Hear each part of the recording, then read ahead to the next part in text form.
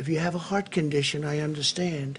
Probably you stay away from the Z-Pack. But that's an antibiotic.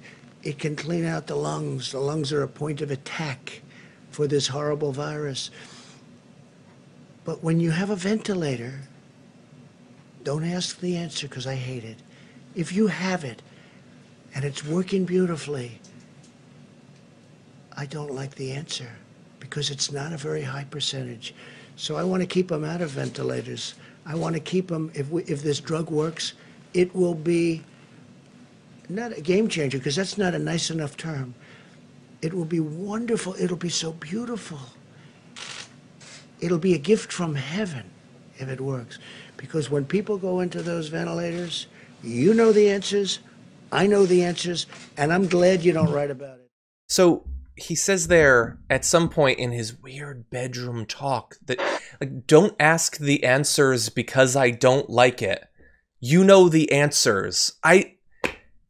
Like, we rightfully criticize Joe Biden when he goes off the rails in these interviews, but Donald Trump is not only, like, the whole tone was this weird, creepy, like, weird, bizarre tone, but he seemed to forget what he was talking about at multiple points there and started talking about asking answers and you know the answers and you won't write about it. And I honestly, I have no idea what that was. I think that happens a lot. I think that there's a lot of implicit Trump just sort of leaves a lot on the table that, like, journalists are like, well, I don't know. What are we talking about? Like, half the time it should be like, what are we talking about, sir? Right? Because he just implies a lot. I feel like he was talking about death. Like, you know, that people, I couldn't hear it as well, but I don't know. Yeah. There's something seriously wrong with him, and it has never been okay, but now the decisions he makes and the decisions he refuses to make, the actions he refuses to take, are deadly in a far more demonstrable fashion than they generally are. He has been responsible for life and death in many cases. We tragically gave him that power as a country, but now we can look, and I can update these coronavirus numbers right now, and we're past 10,000 deaths now. 750 have been reported. It's not even 11 o'clock on the West Coast.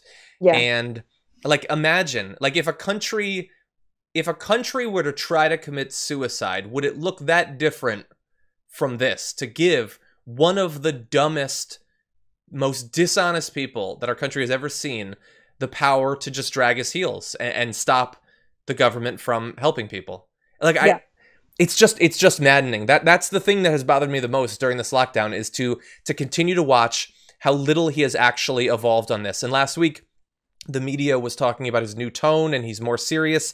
Like the videos we've shown you today, does he seem like he sees this differently, that he's taking it more seriously, that he's grown up, that he's evolved, that he's an adult? Not to me.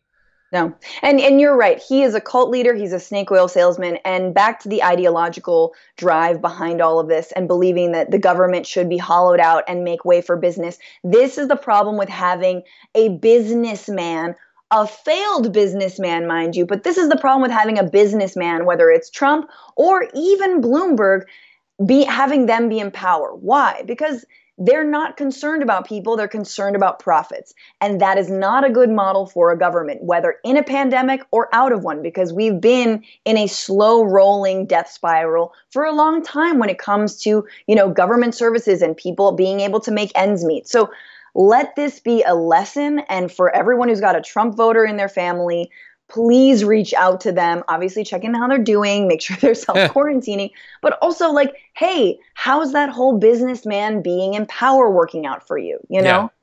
Yeah, how about, like, okay, we tried running the government like a business. Right. Let's try running it like a Norway. Let's run it like a Denmark. How about that? It's not a business, but the people are happy, and that probably means something. Yes.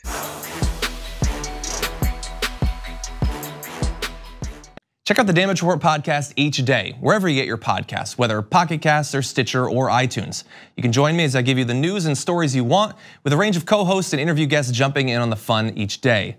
Again, that's the Damage Report, wherever you get your podcasts. And if you get them at iTunes, don't forget to rate and review. Sometimes I'll read them live on the show.